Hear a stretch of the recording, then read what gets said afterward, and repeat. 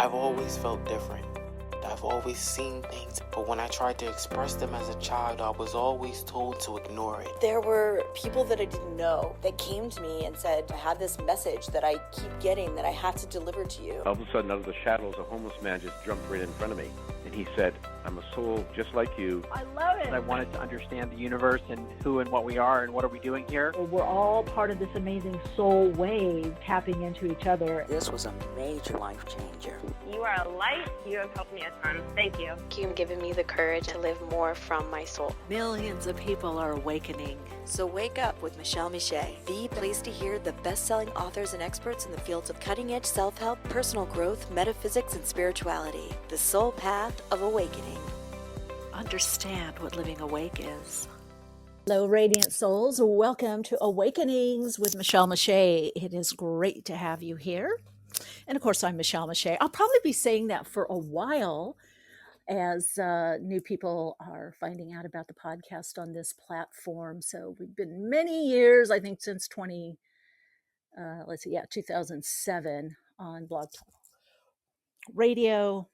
My headset came out. Actually, Cosmic Dimensions Radio, where I interviewed more musicians kind of that are in, quote unquote, meditation, music, new age, all kinds of musicians, which was great for me. Some of my people that I really admired, I got to interview. So anyway, welcome everyone. It's really great to have you here. I'm a minute or two late, and I'm realizing I'm not going to be late because I am... it's my podcast. It's my stream.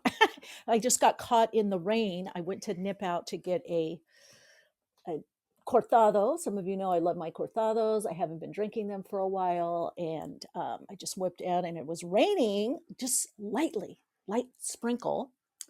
And then it started pouring. So it was really nice. Anyway, I have a bit of a rant. Please call in. You've got the link. Call in. We'll connect. I've got a bit of a rant.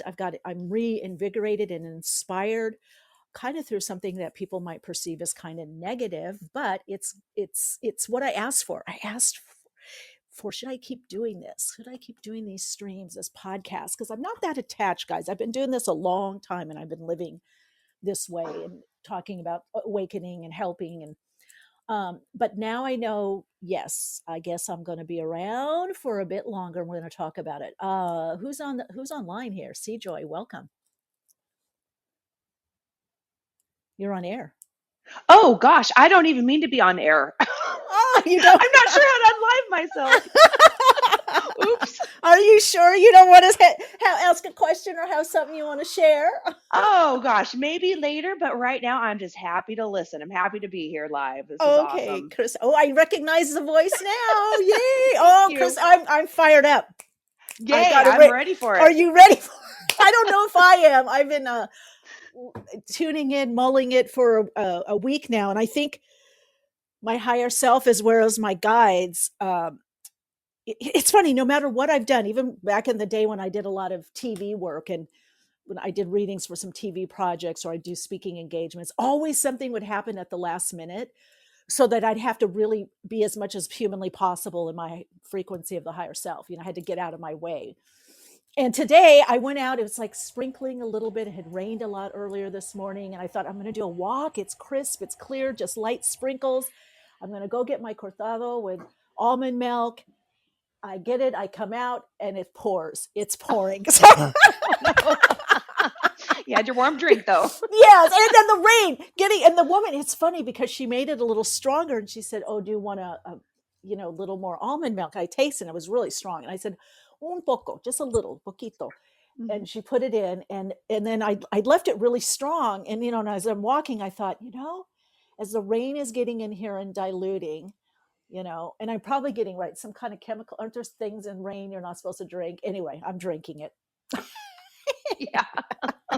Oh gosh. Yeah. And I don't know how to unmute myself. I don't know if you can. Oh, do you want me to? Let me see. Yep, that's fine. If not, I'll try to work on it and I'll just be quiet-ish. Oh, I can mute you and then you can come back on if you want. We have our guest coming on at 12:45 also. Lovely. We have Awakening conversation with Dana. Okay. Fun. Okay, thank you. Yeah, if you mute me, that would be awesome. Okay, great. All right. Welcome, everyone. Wow. Okay. Dana, is this Dana Sardano? You're coming on at 12:45. I hope you know that. Oh, and I'm curious about something with her. I think it's called Ubuntu. Thank you. Going to be great. Thank you. Okay. So, stuff that I haven't really wanted to get. Well, I have been diving deep in my videos, and some of them were dinged, flag, actually, what do you call it, struck or whatever, taken down on YouTube. But these visions, these predictions that I have played out to be true. So, gang, let me just say something. I have got receipts. I have got the receipts. You have seen them, a lot of you. Some of these things I have put on Patreon. I will probably put some of it on Rumble. The things that I channeled in the 90s, early to mid 2000s, especially between 2009 and 2011, about this time period. And it's very funny because I always ask the guide, should I talk about this more? Should I be on, sensationalist on YouTube? So-and-so predicts this, the fall of the Berlin Wall, regular people trading, what's going on in the stock market, what's coming on about the pandemic, the vaccine, all of that. I predicted everything that happened. And I'm not saying this to toot my own horn. I realize a lot of it was for me to trust on a greater level and have faith in this gift and what this time period means. But every time I ask my guides, what should I do? Should I be talking? And they said, teach people how to connect into their intuition and trust their own inner knowing. Now I see why. Because people do not. And I'm going to be calling people out. A lot of spiritual teachers, a lot of people newly awakened in 2019, 2020, 20, they're not doing their inner work. They are so triggered. And they're only listening to sound bites. And why am I talking this way? Because I got this email from somebody that's, listened, and it's not really about them. Actually, I was kind of fired up about it, and I was a little angry, and then I was hurt. I thought, wow, this person really doesn't know me, and I've helped them. I've been, just as a teacher, light worker, therapist. They've listened to the podcast, but they heard me say some things, and they took offense to it. And to me, this is the problem. And this, to me, answers why in 2016, the guides said Trump would be getting in, and they told me why. Now, I do deep dives, guys. I don't just sit here and be in a little spiritual bubble and predict things. I research like hell. I mean, hours. Right, left, conservative, RT, Al Jazeera, this article that I look. This person put in their email that I'm grandizing Trump? I don't even remember the whole thing, but something. No, I'm not. But he is the vehicle of change. I know. Listen, I march for women's rights, gay rights. I've worked with as an activist. I've worked with at-risk youth. I've worked through library programs. I've taught school. I'm a therapist.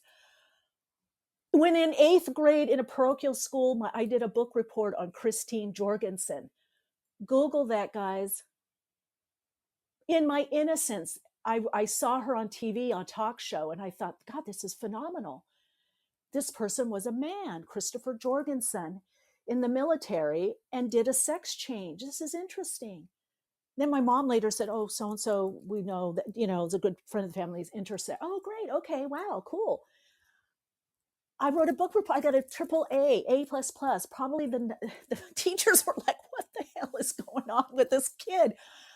I am a true starseed. I had visions at 8 and earlier, been channeling since 4. I didn't read in the books, what is a starseed and how is a starseed? And I'm from Lyria, I'm this and that. It's by my actions. Never bullied anyone, always been the person helping. So I say this because I know a lot of people go to a workshop, a seminar, or they read a couple books, and you have surface knowledge. You're not doing your inner work. I still do my inner work. I still get fearful or triggered, even with my gifts and everything that I know, and I process it before bringing my crap to other people. But here's the funny thing, how spirit works in your higher self. So we had issues with Blog Talk Radio, and we took a 5-month hiatus, right? We were in the top 40 of international podcasts. We get great guests from around the world. A lot of the guests that we've got early on have gone on to do amazing things. Of course, we've had Wayne Dyer, Greg Braden, David Hawkins, Lynn McTaggart. I could go on and on and on. But I've been doing this. I live this life. So I'm not chasing the clout, guys. I'm not going for the followers or subscribers. I'm here to impact people. A lot of them that work with me, hopefully through the podcast, or the lives, but some of them, personally. I have worked and work with people in government, that know, high-ranking venture capitals, people all over, all kinds of people, to the yoga instructor, to the student, to, a sultan, a king, aristocratic, and then being a model. I got to be around all these kinds of people, and because of my gifts, and combination of psychic channel therapists, having confidentiality, I know a lot of stuff. So I see stuff and I'm going, wow, the masses are really being fooled because they're not connected to their inner knowing. They don't have not only critical thinking skills, but the ability to separate out truth and understand their own inner knowing of what's real, their own intuition, their gut. And you can't when you are emotionally triggered, yay or nay. If you're triggered so positively that everything's perfect and in a cloud bubble, you cannot think clearly, or to the negative. This is why I decided to work in consciousness, because the reality is that each and every one of us are interconnected to everything and everyone. If you are on this planet, there's a sliver of your consciousness, your emotional state, that is contributing to the whole, to the mainstream conscious me. I myself included. You're contributing to everything. And the whole idea on the soul level is to get out of the extremes of polarity. And I've been saying this on this podcast since 2007. And people have asked the hard questions. I remember in 2007, when I guess it was Barack Obama was running and McCain, and I had an astrologer on, we looked at their charts. And I said, he'll probably get in, but he's not going to be this savior you think he is. And he's not. If you do the deep diving, you will find out there are two parties, but one controlling group. It's all to pit against. That is going to be changing, though, whether you want it or not, it's going to be changing. And I said, look, we're not at the level in mainstream consciousness to have a very conscious leader. There's back deals, there's this and that going on. And I've seen it. I've been privy to it. I've seen it. I've had people tell me what they're going on. I've seen something in, on TV or YouTube or in the news of how we're against Russia and we don't. And then I have clients that they're doing deals. Oh yeah, our government's doing this deal with Saudi. We're doing this. We're doing this with, what's that guy, Jamie Dimon, all these people. And I'm just like going, wow. Because how do you control the masses? Because the real waking up is that you wake up to the game. You're not to judge.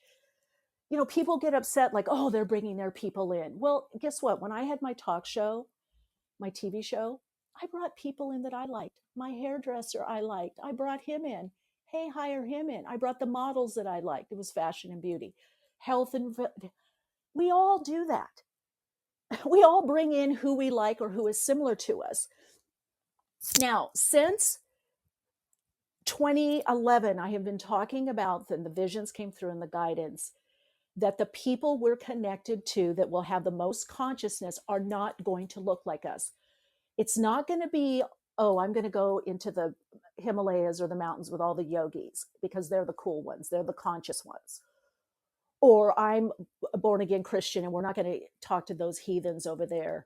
And I always said it. I've never hid not only what I'm about, but what I've seen predicted, and it's paying off. One of the predictions the guides told me in 2011 was that no more federal IRS and that the government would be shrinking. And what's happening? It's shrinking. So you guys should be looking at these predictions and going, oh my God, Michele said that did happen. She talked about the passports, the way of traveling, that there'd be this mass pandemic. I even talked about Trump being, boomed in 2023. 2022, because I thought it would happen in 2023 and it happened in 2024. And I said, they're going to try to take him out because he's not playing ball. No, I will tell you, no one gets to that level of position of power because they are puppets, they are mouthpiece, they are showmen. And part of what's happening as the glamour realm, and you've heard me talk about this, the glamour realm is leaving. The mass consciousness or the and of the mainstream people, normies, regular people that you're not starseeds if you're getting caught up in this. I'm just going to tell you right now, because as starseeds, we do not see things in such a binary polarity way, extremes of the polarity. We can see duality and all that, but we just, it's not in our nature. I don't know how else to say it. You know, and I've had people notice it in me. I've noticed it in other true starseeds because there's a lot of higher vibrational level Aquarian energy. So obviously too, with me coming in, Pluto conjunct my sun, Uranus conjunct my Mercury, I'm not going to see things, you know, by the fear. I'm going to bring it into my higher self. I'm going to bring it into God. I'm going to bring it into spirit, because that's the realm that I kind of am dipped in. So I'm going to believe, but I'm going to be curious. And that's the thing all of you, in my estimation, need to be doing, is be more curious. You may not look like what's going on, but we cannot go on how we were. We could not. So we're in the age of transparency. Oh, who's saying that? Sue. I see the duality and amazed how each side is behaving. Yes. But you guys, you know why this is important? Because they've always been behaving this way. I don't care if it's Barack Obama. I haven't met, now I could be wrong. There can be exceptions. But in my line of work with millionaires, multimillionaires, billionaires, being on the yachts, being around the people with the private planes, being at dinner parties with aristocrats, socialites in Europe, where they're talking about, and here I am, psychic Michele, astrologer at the table. I told you I have influential friends. And what are they? And they're talking. Oh! Did you go? Oh, yeah, we have. Did you take your plane this time? No. No, I didn't take my. No. You know why? I realized it's just more hassle. When we go there, we don't take the plane. You know, it's just best to not take the plane. You know, because we could go with somebody else's. You know, and then the other person. Oh yeah, but we have a strip in the back, and that's where the plane goes. And I'm loving this. And I'm talking. And by the way, I work healing work with these people. And I remember at the time I was completely vegan. Was I vegan?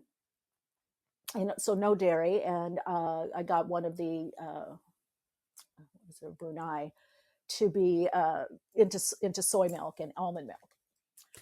And I've had opportunities. In 1994, I was asked by President Bush's, and he was on the medical team of the White House. He was doing a keynote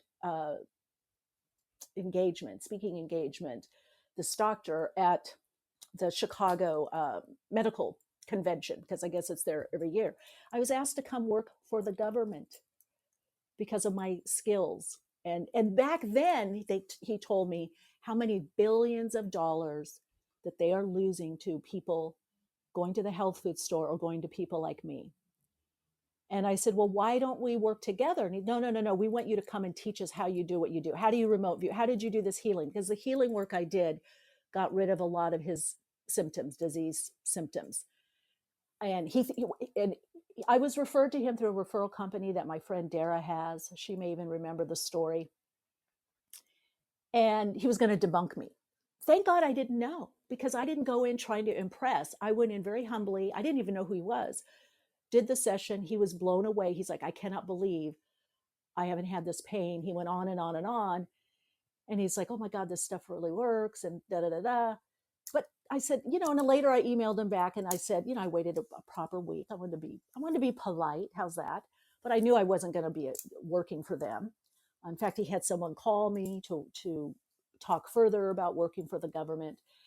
And I just declined. I said, no, I'm not, I have too much stuff going on, like riding my bike to the beach, I guess. Let me see who's calling. Let's see.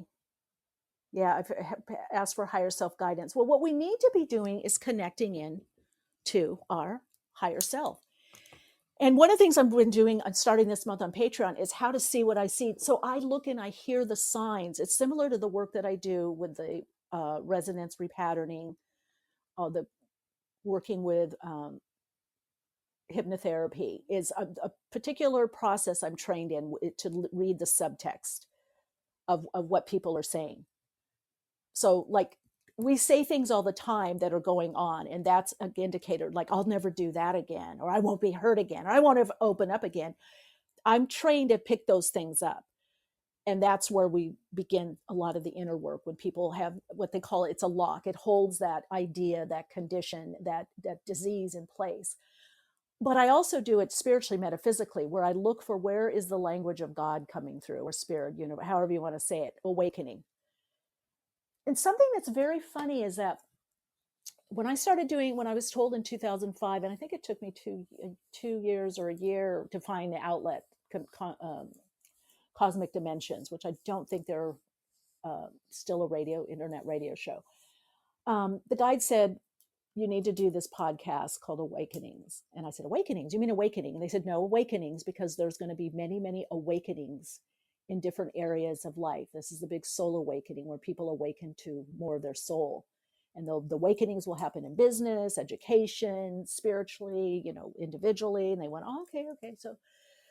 So I started that. And what was interesting, it never hit me like, oh, this is so cool. Sooner or later, the extreme of the polarity had to come in, because that's what this earth plane is a lot about. Distortion, up and down, in and out, like and hate, hot and cold. So we had woke come in. I thought, well, what is going to be the opposite polarity, the extreme, the control? The control, awakening is awakening to beyond what can be seen. Eventually it does, to the result. In many ways, it is also a spiritual awakening. It's awakening to you beyond wounding, or the wounding impacting you, and egoic situations, the lower aspect of your ego, feeling separate, not separating out as in individuating psychologically, but this idea that we're somehow separate and pitting against. And you can see in history, we bump up. This is a bit different, though. There's some different things that are happening this time. And what I've been shown in 2050, how things will be so different, the reality. So there can be a lot of different opinions on this. I think that opinions are great. A lot of them are based on feeling.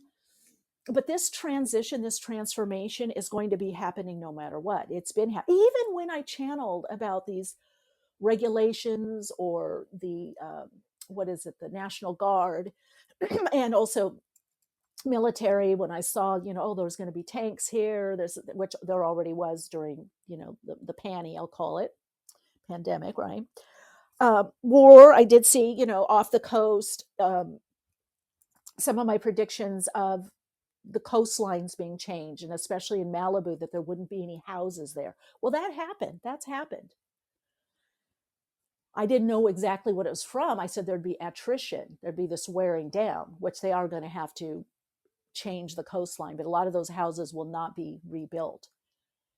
But even from a common sense, we couldn't go on the way that we were. One of the things that I was shown was that the government being small, we're not going to have a federal government as we know it.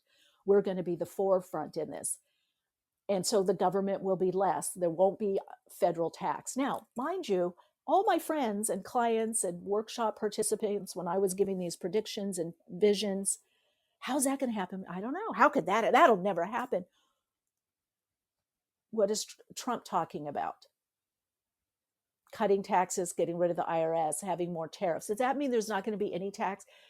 No, there will be, but there's going to be more usage fees, because what's going to happen, you're going to see a lot of separation, or separating out, I guess you call it succeeding, whether it's within states, certain states, or up southern state, Northern California, Southern California. Things are going to be more intentionally created based on what you want, what's important to you, your beliefs. even this whole idea where I was seeing these very controlled, 5G cities. Well, I know people that are doing that. And some of these people that I've worked with that are clients, they have said, well, Michele, this has actually been in the working for like 20 years. Well, I channeled it in 2011 and then again 2017. So some of this stuff, it's been in the works. And is my wonderful teacher now on the other side, teacher, friend, metaphysician, Rachel used to say, it's already planned. And her husband for a period of time that I worked with, Ted Gunderson, ex-head of the California FBI, director of California, used to say, look, Michele, if we're either done it, the FBI is already either created the group, created the system, or we infiltrated it. And this came over a conversation because he's saying, if you're going to these groups, I wouldn't leave your email. I wouldn't put in personal information because we watch these things. So you guys, I don't think a lot of people realize how interconnected the web is. And it needs to be. It needs to be not just the web, the internet, but to run countries. Because I'm not blaming anyone. Even people that have a lot of temporal power and misuse of power, they're very wounded individuals.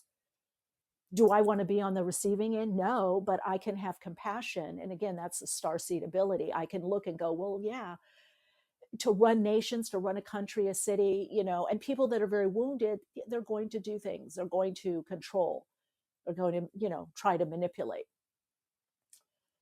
So the inspiration, the cosmic giggle for me is that, as I was starting to say 5 months ago, I was told our producer, Sadie, I said, maybe I'm going to just give this up. And the guides kept saying, no.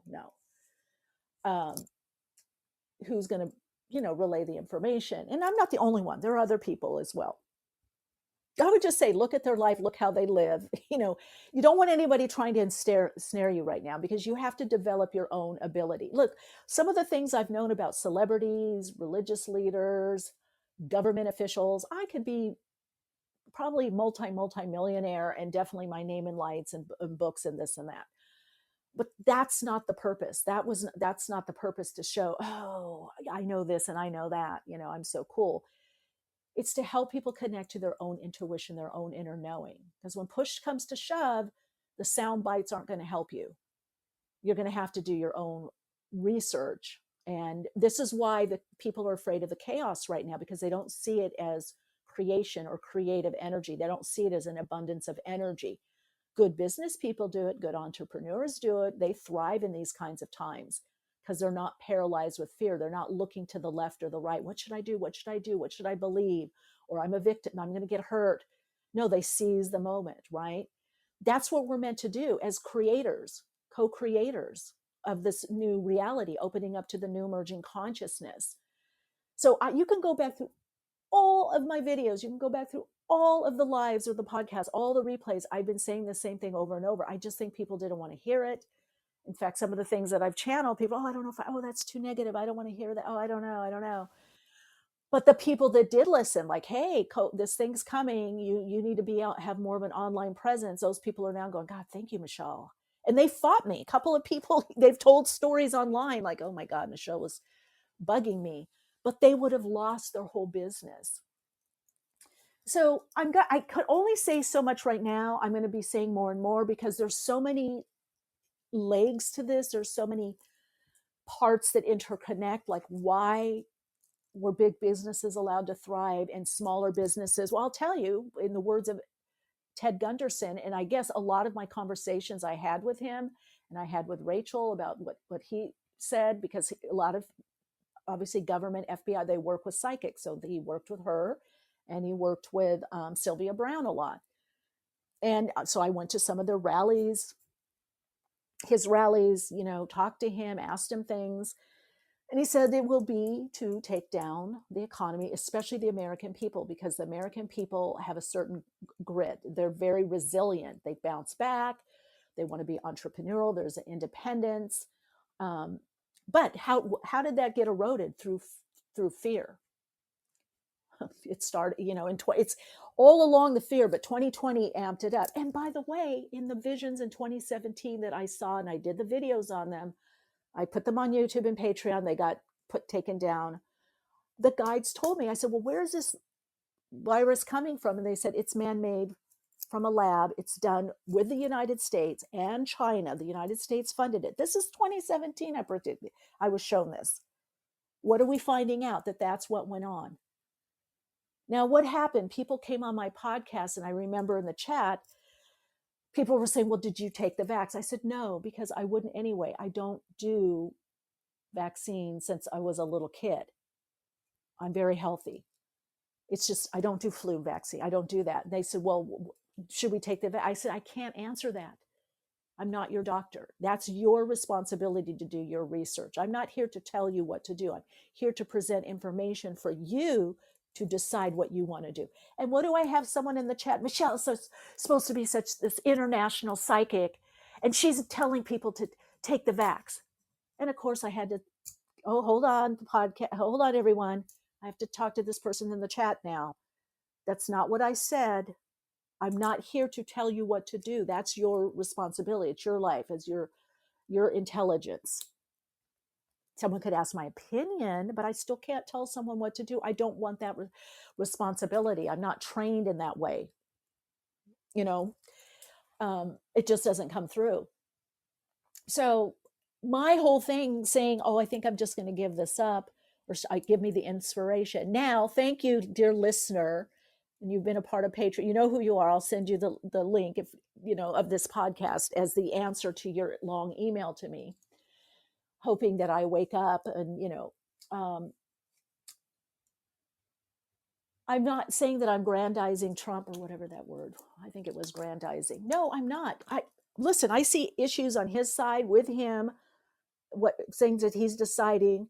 But let me tell you, what we have now is much better than what we would have had with Kamala Harris. If you do a deep dive into her and Biden wasn't even,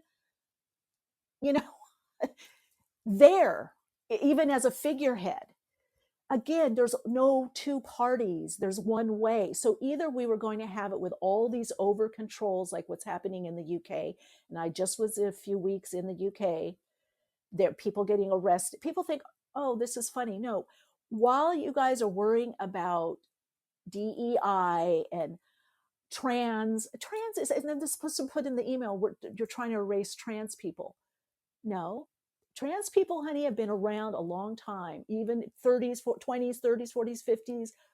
I think the woman that I wrote the book report on, I don't know how old she was when I saw her on the TV show, but she was older. She's not around now. I think it was in the 50s, whatever, had been in the war. These are ways to control you and to get you off, because the soul is inclusive. The soul expression wants you to express beyond race, color, creed, beyond over focus of, how you're a gender or sex or whatever. Those are minor considerations. And I know if you're going through, no, that's me. No, you're more than that. Don't limit yourself. Yes, you can have, interest because of that. So the person saying, you want to erase this. Yes, as a therapist and a teacher, I do not believe in the school system. It's healthy. And I work with children now, and I see when I hear a 10-year-old or 11-year-old telling me, I think I'm a girl, but should I be thinking about this? What am I? What should I be doing? That's not the time to introduce. At 18, yes, you want to have gender reassignment, whatever. Go, yes, please. And I hate to say it. Yes, I have friends and family and clients that are like, it sounds so, I don't know. It just sounds so meaningless, because we're having this conversation, and I invite anybody to call in. This person, you know me, you should have, instead of sending me that long email accusing me of things and being shocked, you should just come on air and ask me a couple questions. Our academics in our school are so low. We need to get to the basics.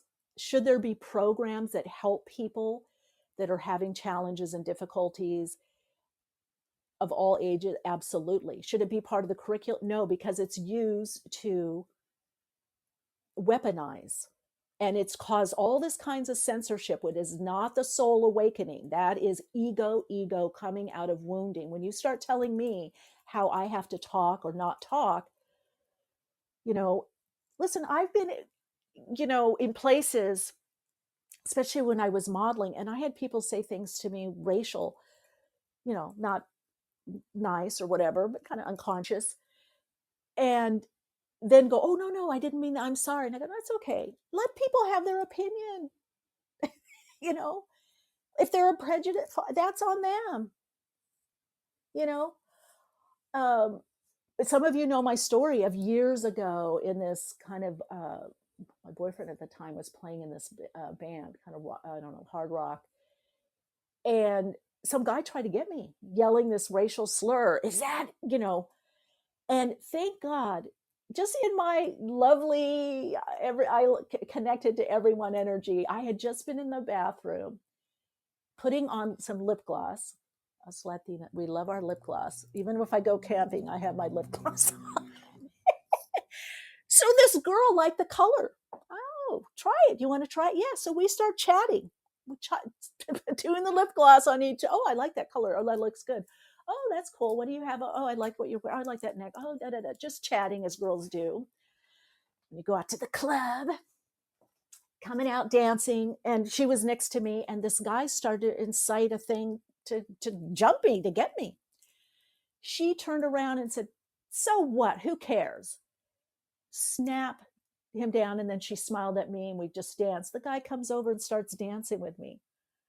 And I'm going, oh, I love God. Wow. Shift in consciousness. Look how this is happening. This is like at 19 years old. Later, I didn't go back because it turned out that night and the next night, 2 women had been attacked in that same place. And so my boyfriend, the people in the band are like, well, we don't think the girlfriend should come and watch and listen. And, and I'll just say how I roll. Even during that, there was girls throwing, believe it or not, bras, things, trying to pick up on my boyfriend in the band. After the show, we'd be all talking and they'd be around. They thought I was just a groupie. I didn't say anything. Oh, that's my boyfriend. And then later, when he'd introduce, they'd realize, oh my God, we've been flirting and rubbing up against him. And I'm like, it's okay. They're like, oh no, I'm sorry. No, that's the game. Rock and roll. This is the fantasy. Go for it. Have it. I know who's coming home with me. So all this stuff to me is petty, but I do realize it has to be woven into the conversation to bring more awareness and more consciousness. And to me, the kind of cosmic giggle is, I've been looking for a sign. And I'm like fired up now. So thank you, listener, participant, that emailed me all that. Because I'm like, wow, people are really not hearing what is actually being said, and they're sleepwalking. This person in the email said, Donald Trump's so crass. Yes, he's crass. Okay, let me just tell you, I read Art of the Deal in the 90s. Why? Because so many guys I knew were reading that book to get into real estate, doing real estate deals. Friends of mine that were in hip hop were reading it. And I said, oh, I want to read it. What? Because I thought, oh, this guy seems swarmy. I read the book and I said, sounds like a used car salesman, but it works. So fine. Okay. Then I went and did late 90s and early 2000s.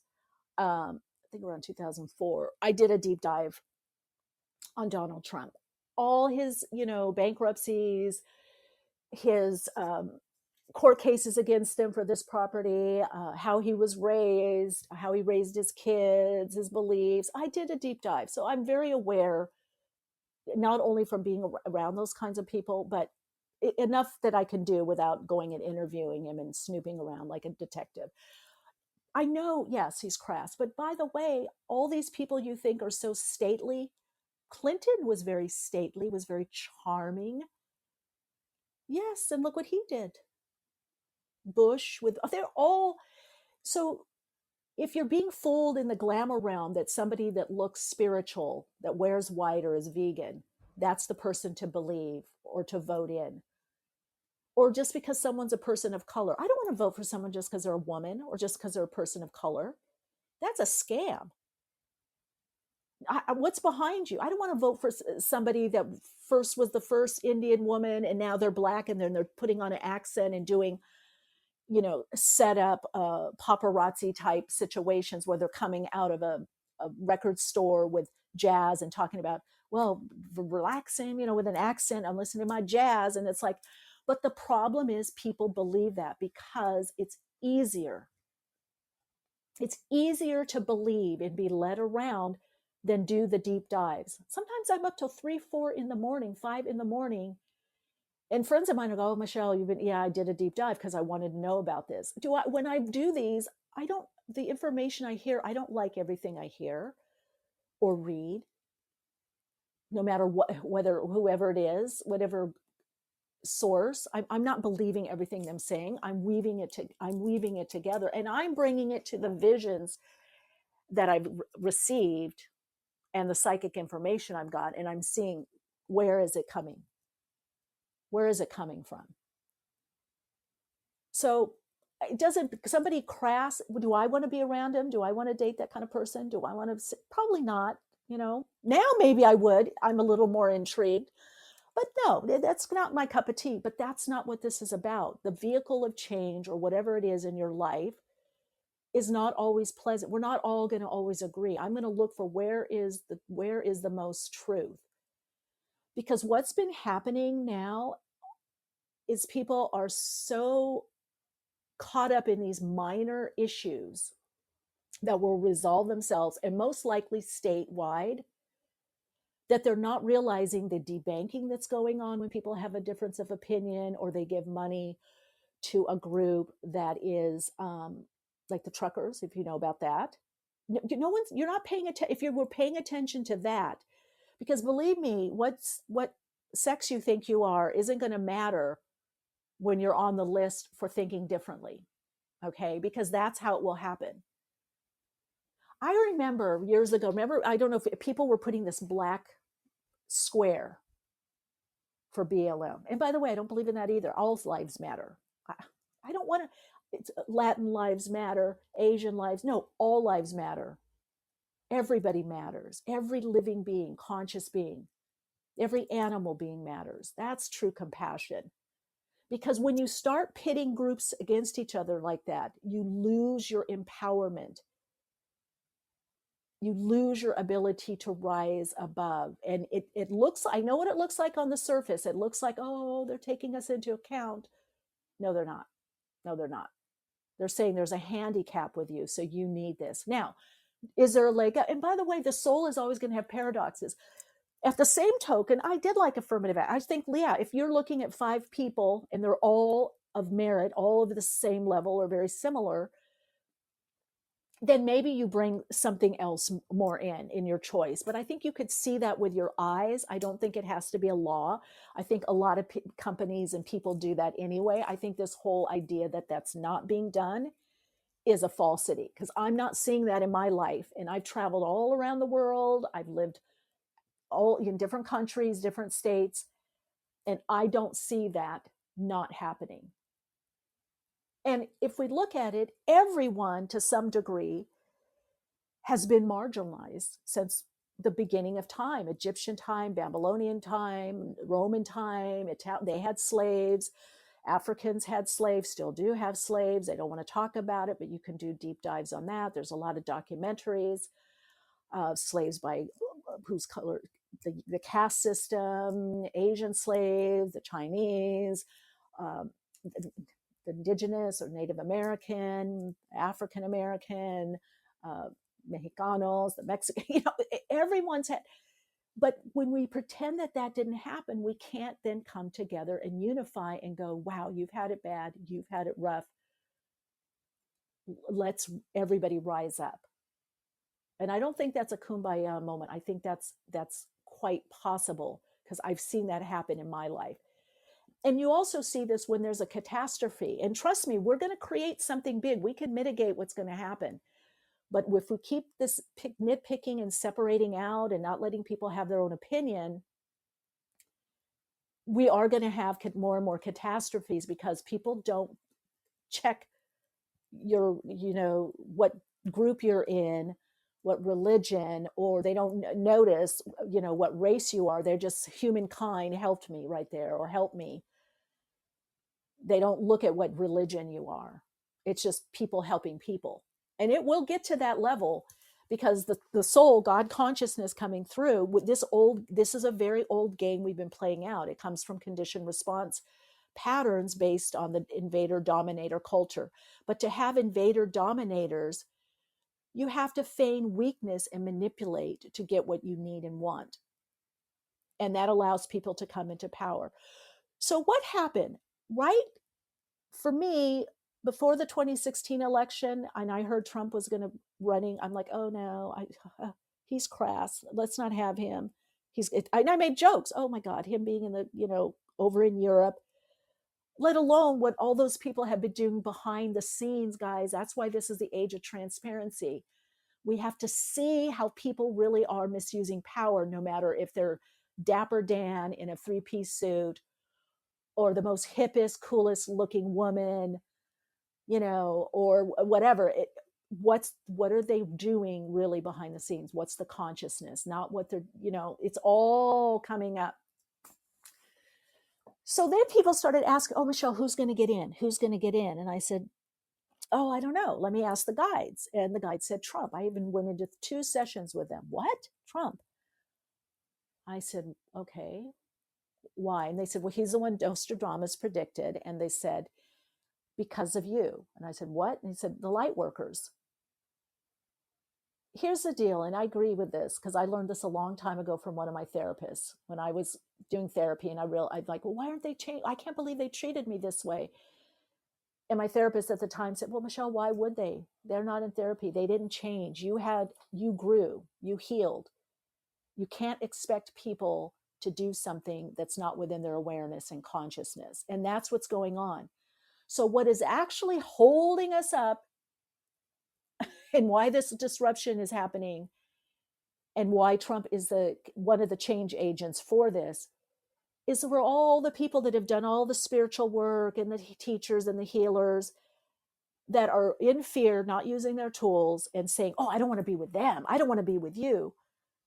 There's plenty of people. Listen, I had clients that, and I still do, but if you remember 2016 and pre-2016, I had clients that were still born again, not for free, not for pro-choice. And they were telling me this in session. I have to honor. Oh, I hate Trump. I hope he doesn't get in. I love Trump. Oh, Trump this, Trump that. And I'm just listening because at the time I didn't want it until I had my own awakening epiphany. And I'm not saying I'm for someone or against something. I'm just saying you've got to read the signs. And so the faster that we can sit with each other and go, you know what, I don't kind of like that. Oh, that's a little creep. I don't, but like, where can we work things out? How can I hear you out? So my whole thing is, and as a psychic channel, a medium that's been doing this a long time with all the visions, all the predictions, come back here to do this. I've been doing the same thing for 30 plus years. Is how do we not get caught up in the minutia of I can't listen to you because I don't agree 100%. You don't agree 100% with me. And I hate to say it, gang, the conservative side, which isn't so conservative, has liberals, quote unquote, Democrats, all of that mixed in now. They're willing to say, well, we don't agree with everything, but we have to find a way to work together. It's us on the quote unquote spiritual therapist, healer, yoga person that is, oh, you better take the vaccine or you're killing people. You got to do this. You got to do that. That stupid black square that I was talking about earlier on Instagram that I didn't do, that was made up by a marketing person. And if it even matters, a Caucasian one. I remember Little Nas on X put at the time, Twitter, I didn't fall into that trap. Well, neither did I. And I had so many people, I can't believe, Michele, you're not doing the black square. And I'm like, I'm not doing any square for anybody. So to that caller, listener, that you were worried about me being swept up in the alt-right, no. And actually, I did have in Dianetics and Scientology, they did a test on me because one of my boyfriends was in it. And I went, did a little studying. I actually scored in this one area that I am not susceptible to cults, which is true. I'm not. And they said, you're not going to believe anything we have to say. or get caught up in this. And I said, well, I will, if it's truth or it works for me, I'll validate it, I'll do it, but I'm not going to give my life up for something like this. So please don't worry about me being caught up in the left or the right. I'm alt left, alt right, whatever it's called. That's not going to happen. And it never has happened in its past. I guess it could happen slightly. I doubt it, because that's not my nature, my personality. But I do want to thank you for reinvigorating me, for inspiring me to have. I haven't had one of these rants in probably, I don't know, since Blog Talk Radio early days. So more to come, more data, visions. And so I welcome you to come on in the live, disagree, agree, share your life story. I think that you all have a lot to say. That's what I've always said. What did I say at the end of the podcast on Blog Talk Radio? Keep shining bright and share your insights. It's not just about me. I say it in my workshops. I say it on, what do you think? Even when I talked at Agape Spiritual Center, and everybody was saying, Reverend Michael says, Reverend Michael. And I'm like, I can read in his book. I said, what do you think? What do you say? Stop listening to the sound bites. They are throwing you off. They're disempowering you. They're putting you into fear. Oh, by the way, because I see our guest before we get there, and I'm so sorry I have you back on, but this is how bad it is. The other day I was in the market, a health food market, and the lights went out. So I got my phone out so that I could see what I was buying. They went on, they went out. They went on and off for about 3 or 4 times, and then they went off, they stayed off. And so people were called to the door to stay in there. So I'm like, oh gosh, I finally got everything I wanted. Then the manager comes in and says, everybody has to leave your baskets. If the electricity comes back in 10 minutes, you can come back and get your stuff. Otherwise, we're putting it back. So we're at the door and it's still locked. And I turned and I made this joke and I said, oh, the guy fooled us. The manager fooled us. He said, we get to leave. And now the woman at the door says we have to stay at the door. This woman behind me with terror in her eyes says, is this it? Is it over? And I said, what? What over? And she goes, is this it? This is it. This is the end. And she was almost panic cry. And I said, no, it's the electricity. And then she looked out the window. She goes, oh, no, it's not. Cars are moving. Cars are going. It's not it. We're here. You guys, come on. They're going to play with your head. And I'm going to be talking about more why next live, what's going on. They are playing with your head.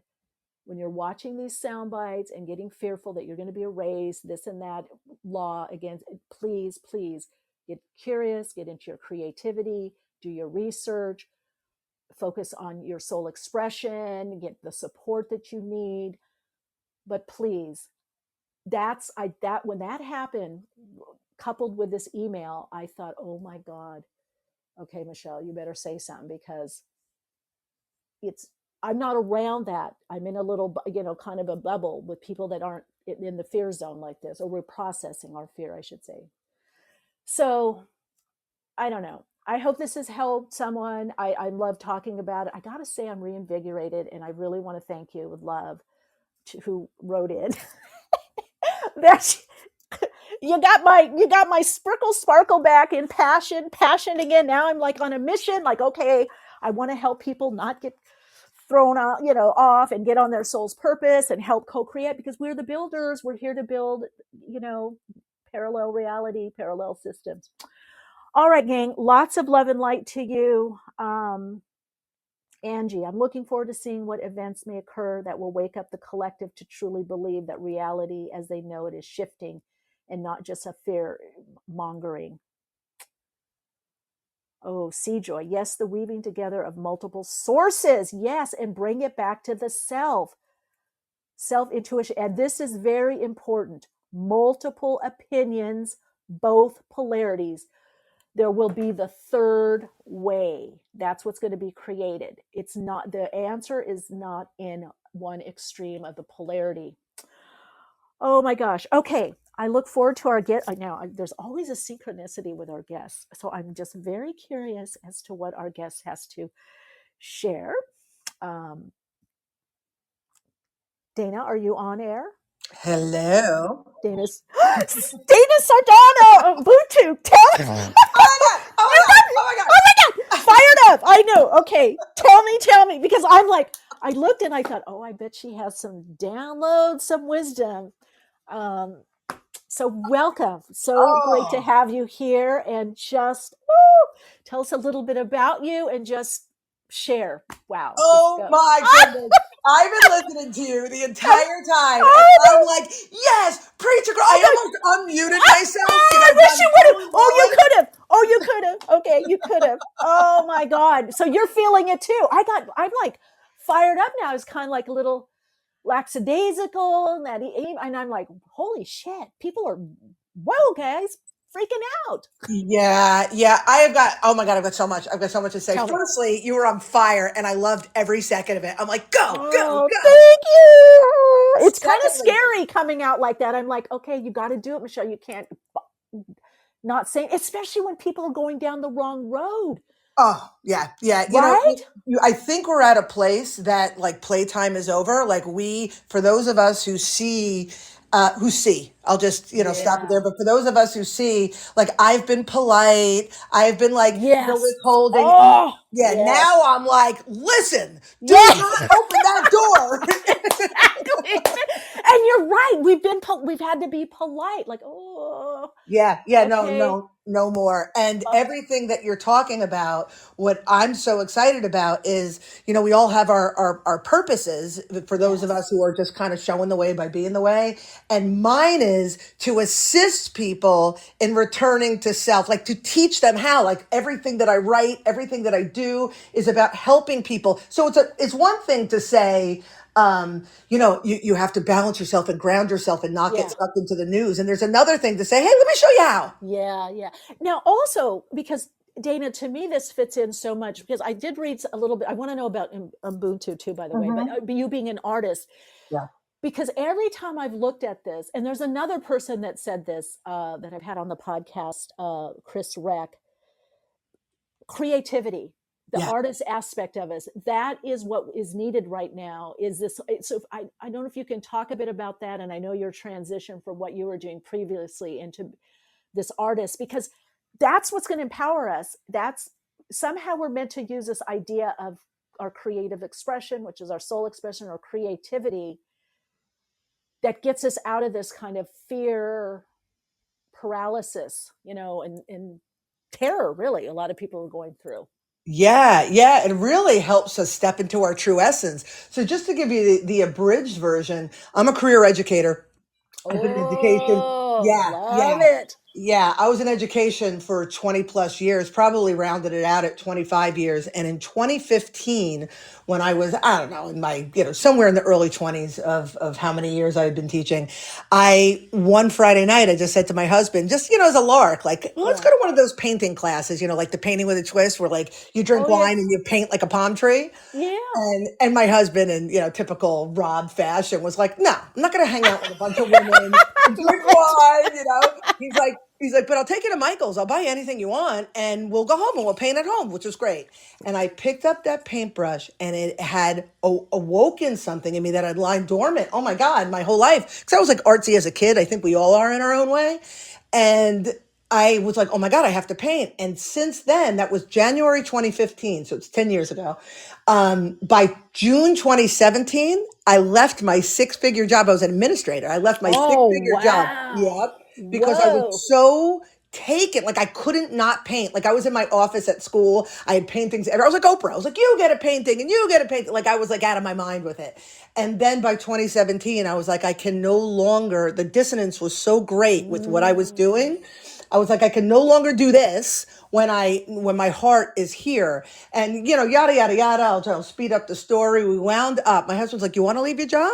He's like, we can't live in this house. We had just gotten married. We had this beautiful home by the beach that we remodeled together. He's like, we're going to have to sell the house and move to a more rural area that's more affordable because we're basically cutting our income in half.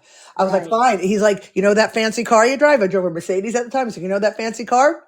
He's like, you're going to have to give it up and get a car that's like, pay for it cheap. Hand him the keys to the car. We put the house on the market. We moved in 6 months and we moved out to this rural area, put a studio on the property. Oh yeah, the whole nine. My husband, my schmoopy, is so supportive. And so we got this huge shed, macked it out, painted it, sheetrock, the whole nine. And I painted there until I figured out how I was going to live my life. But here's the thing that's really cool about this whole thing. In my embracing my creativity and saying yes, and really letting go of the fear, because people ask, well, weren't you scared? Well, kind of me, no, because I was so focused on doing what I love. And you sound like you were so impassioned, like you could feel there's some kind of alignment here. There's oh my God, I was being pulled. It was like a tractor beam. And my husband, who is prone to anxiety, had such faith in me. He was like, all right, let's do this. And so I did that for a couple of years. And then I wound up opening an art gallery and intuitive lounge in the area. But here's the thing. Yeah, because I said yes to my creativity and painted, my spirituality, I like cracked open. And I wound up all of my intuition, all of the things that had lain dormant that I was aware of as a kid, like my dream recognition and my empathy and all my clairsentience, all of it started to wake up. And then I started to align what I called unicorns with people like me, Reiki healers and psychics and mediums and aura readers. And that's when I opened the gallery, because I combined creativity, the art aspect, with the intuition, and ran a Ubuntu Fish Gallery for 4 years, helping people rediscover their creativity, their intuition through their creativity. Yeah, I love that. Well, they're on the same thing, right? Yeah. When you tune in to paint, to write, you're channeling, you're drawing in. It's not the ego. Now, do you still have your gallery? Do you have? No, I sold the structure. I sold it. Like I still, do services remotely and stuff like that. But I sold the structure in the fall of 2023 because the other things that I'm doing, I just keep following the expansion. Yeah. So I love that. Yeah. Write that down, gang. Follow the expansion. Yeah. Woo, that's the key, not the contraction. Yeah. It's leading you. Wow. So what do you, well, what is this? Is it Ubuntu? Ubuntu, yeah. Ubuntu. Because that sounded interesting, wild when I read about it. I'm like, what is that? Yeah, so Ubuntu is an African word that is basically about unity consciousness. It means I am because we are. And I love that. Isn't that cool? So my children are, I had to think about it. Oh my God, I'm a terrible mother. But my children are 14 and 15. And when they were young, 3, 4, I stumbled across a story about an anthropologist. I think it's like more of a fable, but it stuck with me. And this concept of Ubuntu, I'm like, my children will be raised by this philosophy. And I live my life by the philosophy of Ubuntu, forge my business endeavors, my relationships, because it's unity consciousness. The only way we're going to move forward. Yeah. Oh, that's it. The unity, which means we got to listen to each other, whether we like it or not. Like what we're saying. Right? I mean, some things, Dana, that I'm watching, I'm tracking, and then all of a sudden they go off on a certain tangent about something, and this right or this, don't believe, Christian, that's odd. And I'm like, oh God, here it comes. Okay, just take a breath. Yeah. Yeah. Okay. And then the next sentence, oh yeah, okay, I get that, I understand that. And I just think until we can do that, but that unity conscious, it doesn't mean we have to always agree. No, but it's about recognizing that we're all in this thing together.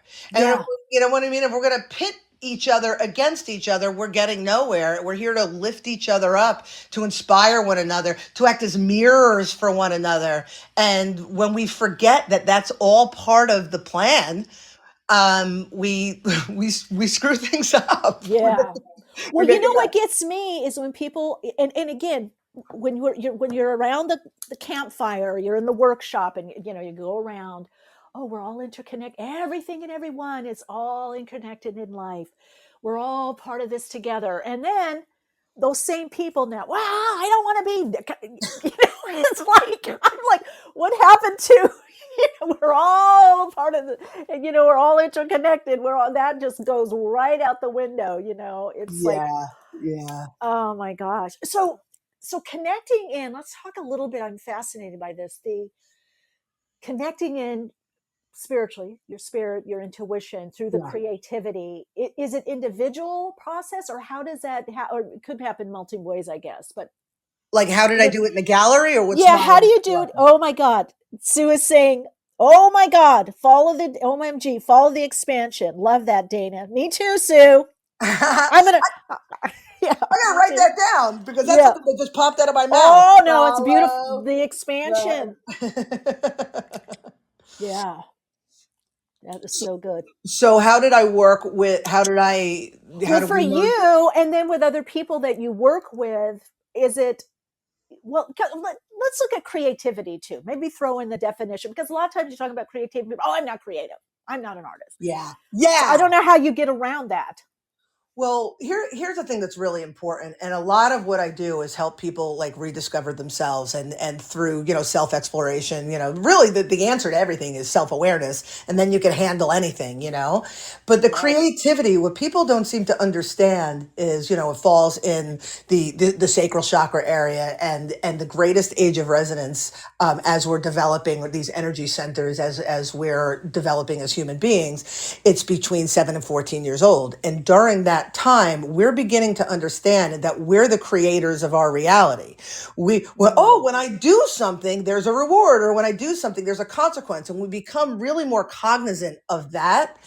And so it's not just about the, can I paint, can I draw, can I sing, can I write? It's not just about that. It's about creating what we want out of life. And when we feel safe, secure, grounded, which is the root chakra, 0 to 7, right? When we feel that, we are then able to exercise our creativity in any way. And when if we're stunted there in the creative aspect, then we need to look, why do we feel unstable? Why do we feel unsafe? Why are we more prone to fear? Why are we, we're living in a survival state? We can't exercise that. So that's kind of where I started with people, trying to understand where they were, how they see the world. And then it's really simple. What do you like to do? What feels good? You like to sing? I can't sing. I don't have an ear for anything. You like to sing, then that's the direction that you want to go to create in that way. But you can't, you can't do that until you feel safe, strong, and grounded in who you are. Yeah. So it's interesting, because when you're saying that, it's like creating your reality, creating your day, your moment. It's like, to me, it sounds like you're being this participant rather than an effect of everything. You're kind of now moving more into that causal point, where you're like almost like making a meal. It's like, it sounds like it's like you're stepping in to see, well, I'm creating this, or I have something to say about this, about my life. What do I want to focus on? What do I want to do? So that really opens up, I think, the definition in a way that people can not to be stuck and say, oh, well, I'm not creative. Exactly. It's recognizing that you are the creator of your reality from the time you open your eyes in the morning. What am I choosing to do? And, we haven't brought this up, but I just want to mention, I've written a book called 10 Recommandments for Personal Empowerment. And the first recommendment is, I shall not claim victimhood. And then I go into, there's no victims, just opportunity to learn and grow. And I think that is the core to everything, because when we understand that we're creating and we're not victims of anything, then that changes our whole perspective on everything that's going on in the world. Whoa. Yeah. Yeah. Wow. Dropping bombs. I know, exactly. I'm posting as we're talking to Instagram what you said. Are you on Instagram, by the way? I am. Dana Sardano Official. I'm very important. Okay, I love that. Look, with my 4 followers, I got my check mark. I'm ready to go. I love it. Well, I love also because, I would say everything we do always fits in, all the pieces. And I love that you have this administrative, but an educative background, because you're educating in this new way. And that is one of the places of one of the biggest awakenings, and, needs to be overhauled, is the educational system. Yes.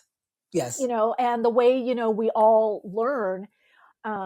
I mean, when I was teaching back in the day, I remember going into this closet and there was computers, fax, all this stuff. And I'm like, what the heck is the treasure trove back there in the storeroom? Multiple of the same thing. And they're like, oh yeah. Yeah, that was from, a few years ago. And I'm like, we can't get funding. We can't get, if we don't use all the money in a year, we lose that. They cut us back.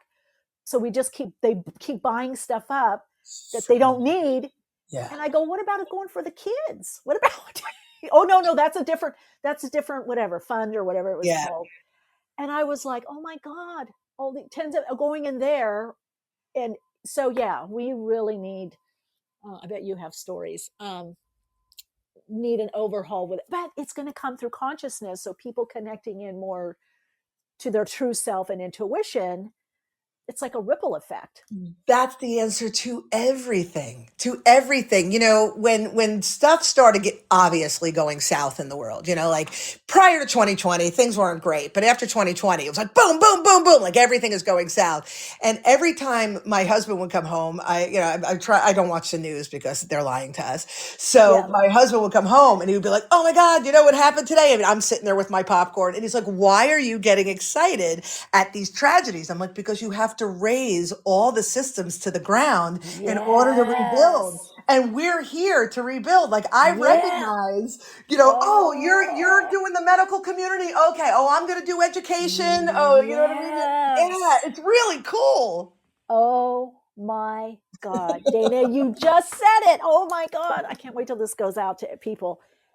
That's it. That's how it's going to happen. I keep telling people, look, we're not going to click our heels. Like, remember Wizard of Oz, Dorothy? Yeah. Things change. I go, we're here to do the grunt work, to actually do it. If you want to call it that, to get in there, muddy, create, share. 100%, and we're dirty, and I'm telling you, I've had my moments where I'm like, and again, whether I believe this is a true story or not, but I think about like Noah's Ark. You know what I mean? You're gonna build a boat in the middle of the desert, and you had to have faith, and he built the boat or whatever. And that's how I felt. I got message. Oh God, I don't know. Right around the time I started painting, and I threw a friend to a channel friend of mine, and the message was that I was going to be part of creating. This is the first time I've talked about this publicly, actually, but creating a new curriculum, for the new Earth or the new way. Yes. And I was like, no, I don't want to be a teacher anymore. I want to be an artist and blah, blah. And I resisted it. And then I watched as I opened the gallery and I'm writing these books. And oh my God, we started a publishing company for books like this. And I'm like, oh, wait, right. I'm creating a curriculum for the new consciousness. Okay. I'm right on track. Whoa. Yeah. That resonates. Absolutely resonates. Oh my God. We are best friends, Michele. I know. You're going to come on when I do also on YouTube. Yeah, totally resonates. And I love what you said. You're doing this part, you're doing that part. That's what people have to realize. It's like everyone has parts within the soul group, within the whole part, the group, the community, whatever. And we're supposed to be kind of answering the call. Yippee, let me do my number. And instead they're worrying about this or that and letting all these controls happen just to be safe. You know what I always say, Dana? It's like we've been trained to look for Mr. and Mrs. Claus, whether it's God. Yes. Let's be honest. It's Santa Claus up there with the beard, handing out the gifts. Please, God, give me this, give me that. Oh my God. Right? Or then we wanted Aunt Jemima. I hate to say it. I can say it, whatever. We want that granny, grandma energy when it doesn't come in that packaging. And, they know this. They're using Freudian technique. They're marketers. They know how to get to us. So they put with Biden, Grandpa. There's Grandpa. Oh my goodness! Right, everything's going to be okay. Grandpa's here. Grandpa's here. Oh, Michele, can I please? I normally wouldn't ask this, but can I read something to you really quick? Yes, please. Yes, absolutely. So today, my business partner and I, Angela DeMarco, shout out, she's the bomb. She and I just finished the final editing of the proof of the third in my 10 Rex trilogy that it shameless plug that's going to be released on the 15th. No, I want you to plug. I want you to plug. I hear myself plugging it, but I want to read. This is the first page before I get into anything. I put belief, and then I define it, right? So an acceptance of a statement that is true or something that exists. Or number 2, trust, faith, or confidence in someone or something. And then I proceed to write, and you're going to appreciate why I'm reading it. Belief is a funny thing because as a society, we have been conditioned to believe in so many things that are essentially outside of us. We believe in our heroes and our celebrities. We believe in our politicians. We've even been taught to believe in Santa Claus. Yeah, right? This mystical being that comes to our homes under the cloak of darkness to gift us our heart's desires. And if we believe hard enough, and if we're good and true, then those desires will be granted to us. The same holds true for our belief in God. If we believe in this almighty, powerful being who appears to exist outside of us, and if we are good and true and honest in our hearts, our deepest desires will be granted to us.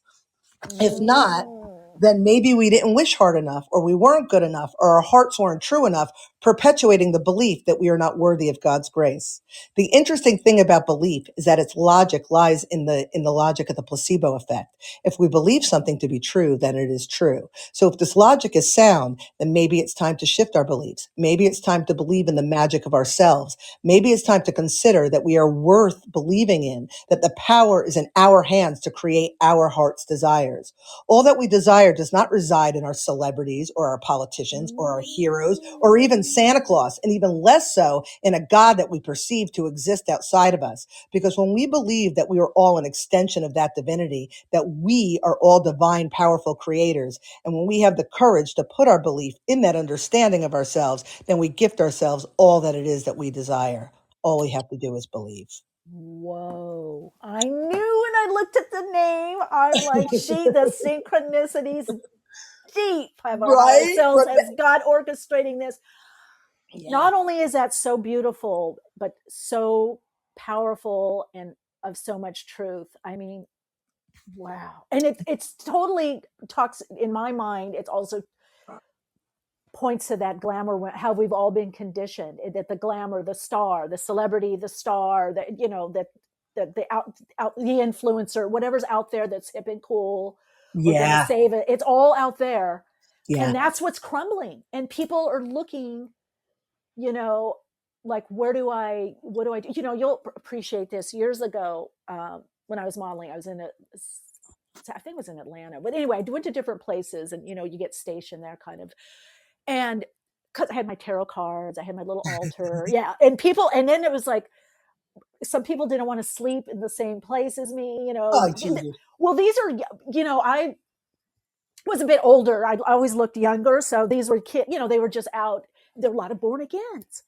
Yeah. And then one little girl said, well, Michele, you don't seem like the devil. And I'm like, what? Well, have you noticed people haven't won? And I'm like, well, I have my books, I have whatever. So we got in this deep dive, and at the time, because I was studying and, another awakening. So studying a lot of stuff, and I had to study for one of my my programs, comparative religion. So I knew the New Age Bible, the regular Bible, I had it all. So I went toe to toe, and this one model called her boyfriend, and we were on the phone, just, this verse, this means that. And I said, you guys got to you got the internet. I go, you just got to do your research. We went round and round. And then finally they said, oh, well, I think you're right. And I said, okay. And they go, but we can't let go of this. And I said, well, just do I'm not telling you what to believe. I said, just do your research. Like, study the Aramaic. I go, I had to do it. And then they said, well, who has time to do that? I go, but if you really want to know what's right for you, you got to do the deep dive. Yeah. Guess what it ended up being? What if we get to everything and we study it and it isn't this? Mm-hmm. And I said, well, then, I don't know. What I did, you you create something, you patchwork. Yeah. And they go, oh no. Because what if we do all this research and we find out that this isn't truth or isn't real? Oh. I don't know. Yes. And then I realized so many people, that's what it was. They said, we'd rather not know, at least now. These were younger than me. They go, at least now we have this belief And because if we don't have this, what will we have? Yeah. Yeah. It makes And them feel safe. Dana, I think that's what's happening now. Yeah. And I think this it for sure ties into what you're writing in the book. And I think it ties in also to that whole idea of creativity. Yes. That you got to some degree, yes, I think tradition, conventions, belief, all is good. But at some point, you kind of got to look and see. It sounds like you got to create your own to some degree. 100%. 100%. And can I add another piece to that? Please, please. The thing about creativity that's so important, and that's why I focus more on the people creating their reality than the actual act of creating art. You know, a lot of people's disconnect and feelings of apathy and just fear and depression and all of the things is because people they don't know what their purpose is. And a lot of people, because they're walking around, rudderless, it's easy to attach to things that align, right? You're so right. And so I have like a hack to finding your purpose. Here's the thing about creativity, and this all is in line with the sacral chakra. When something excites you, inspires you, you're passionate about it, lights you up, you don't have to understand it, but follow that. Do more things like that. Like for me, I picked up the paintbrush and I was like, holy crap, I love to paint.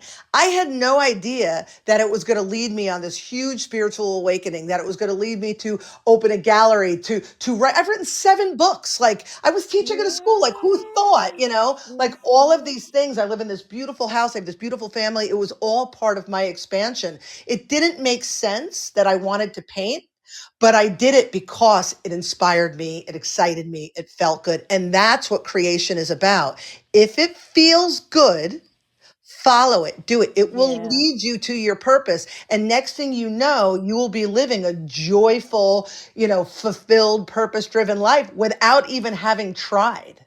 Yeah. And I think, by the way, that, because when I talked earlier about because I've floated in all kinds of scenarios and really cult proof, and I've actually done, work with people that have gotten out of cults, like deprogramming, you said it, the passion and purpose. I've always had a purpose. I've always had a connection to my higher self, to God. Yep. And I know a lot of people don't, but you can get that. You can develop that. Yes, 100%. Yeah. And it sounds like what you're talking about is a way to do that. And I think a lot of people, they're looking around and they think, oh, if I put this black square up or this flag, I'm being purposeful. Yeah. It's like, yes. No, it's purpose is easy, but it's not surface. Yeah. Yeah. No, I mean, that's what they think. Like when I'm saying yes, I'm agreeing to, that's what people think. That virtue signaling is, okay, I matter, or I'm doing something about something that matters, but you're doing something about something that somebody else tells you matters. The only way you're going to know what truly matters to you and you alone is by doing the self-reflection, by, again, I broken record hour with Dana Sardano. It's really the self-reflection and the self-awareness, and the whole world around you changes. Yeah. But here's the deal, Dana, what you're saying is so true. And every guest has been saying this in some way or another. And I just feel like people need to listen now. It's like, listen up, people. Listen up. You've got to contemplate, self-reflect. I don't know what you want to call quiet, the outer, to hear your own mind, quiet the influences outer, and then do it. So now let's say some people are listening and they're going, oh, I have been a little tricked by these sound bites and things. How do they start navigating away from being so outerly influenced and focused? Well, firstly, it starts with grounding, but you got to get there. So the awareness, first step, right? You're like, oh, okay, I am being swayed in a direction that is, it doesn't serve me, right? So then the question is, well, why? Why is it so easy for me to align with fear-driven propaganda? Why is it so, right? Why is it so easy for me to align with the victim-victor paradigm? Why is that? And when I start asking myself those questions, so there's like the Band-Aid approach, That's right? powerful though. Right? But the Band-Aid approach is, okay, I'm going to meditate, and everybody's scared of meditation. Go say, I'm going to shut off the news. I'm going to do these things. But fine. Step one is like, right? Step one's putting down the bottle and not drinking. Step two Yeah. is figuring out why I was drinking. And again, I know it's going to sound like a book plug, but the third of the trilogy, what I do, because I understand how hard it is for people because we've never been trained or taught how to do this. Remember, I'm a teacher. No, exactly. That's So what I love. so I help people go through all the aspects of self. Well, not all of them because there's so many, but like we're an amalgamation of aspects, you know, my sense of confidence, my sense of feeling safe, my sense of integrity, my ability to love without condition, like all those things. And I break them down aspect by aspect and I offer lists of questions for people. Do I worry too much? Am I a people pleaser? And so by doing that, not only do they stop and are they willing to look at themselves, but I'm offering people the tools to look at themselves. Yeah. But Dana, that's what we need. Yeah. Not the posing surface stuff. By the way, because I have a book on meditation. I love meditation. I went to India, but meditation is not only it. In fact, there's a saying by Confucius, labor without, which is basically study. Labor without meditation is laborious, something to that effect. But meditation without the labor is folly. Yeah, because if you don't do the inner work, the healing, the self-inquiry, looking at your triggers, if you don't do all that, you can just be in a little, avoidance happy place. But But I love what you're saying because the tool, and that's what I feel if people, because we're all going to get triggered. I get triggered positively, and I'm inspired. I'm like now, and I get triggered negatively, but I have tools. Yes. And I think we need more real tools out there that are not, because frankly, even some of the spiritual or self-help or self-development books, they're skewed a certain way. Yes. They're not really helping people. They're not saying, look, here's the questions you got, like what you said a minute ago. I think that's so not only profound and powerful, but helpful. Like why am I led in this way? Why am I easily swayed? I think, wow, that's a good one. Yeah. Oh, yeah. No, this is, again, and I know it's mine, but when we were doing the proof review and the editing, like I would read things that I wrote and I'm like, oh my God, this is so good. Like I'm so excited to get it. Because remember, not only am I a spiritualist and an artist, creative, all these things, I'm a teacher at heart, I'm an educator. That's that's my purpose. And I'm doing it in a way that is now beneficial because people need it more than ever. Yeah. We really need the combo. It cannot just be, like you said, meditate. It has to be real inner work that really is coming from some kind of educational background and therapeutic that's not psychobabble. I don't know how else to say it, but it has to have some teeth to it. 100%. The follow-up, and again, I keep mentioning the trilogy. The first one's a 10 Rex. That's the one that I was talking about. Is that the one that has that in about the self-inquiry? And all three of them have some self-inquiry, but the third one is a deep dive. Like, I think the way I described it was for those who are done effing around. Like, that's a deep dive. But 10 Rex is basically 10 Recommandments is like 10 pearls of wisdom. And there's also a deep dive, a bit of a deep dive. But the second book, the follow-up to 10 Rex, is called Beyond the 10, Decoding the Woo-Woo.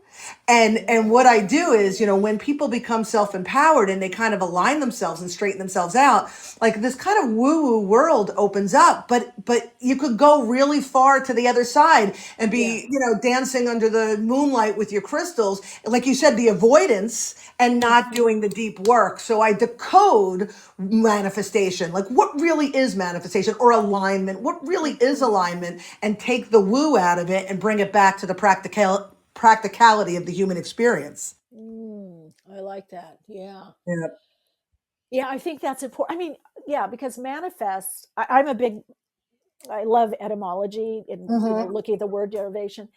It simply means in French, literally, to make visible. Yes. Or physical. Mm-hmm. So people are like, oh, manifesting, I'm manifesting. It's like, okay, can we just roll it back here? Yeah, talking about the car. I'm gonna manifest. I just manifested my salad by putting the lettuce in the bowl and the other veggies. I manifested myself. God, we are terrible human beings. But you got to have a sense of humor, you know? It's like... What people don't realize, though, and here we go, spoiler alert, everybody. What people don't realize is we are all manifestors. Everything we do is a manifestation of a thought, a belief, and an action. So if you want to, the crappy job you're in, you manifested that. So the trick isn't manifestation. The trick is to manifest what you want. Yeah, exactly. Exactly. That's right. I would say, you can manifest from wounding, from the ego. You can manifest from a good mood, a bad mood, the higher self. Yeah, you're right. That's the key. Yeah. But I do feel, and I'm so happy with the work that you're doing, because I do sense and feel that this next level we're upgrading. Yes. And that 100%. Means our tools. Yeah. The reality, the truth. It even shows in the astrology for the astrologers aspect that are listening right now.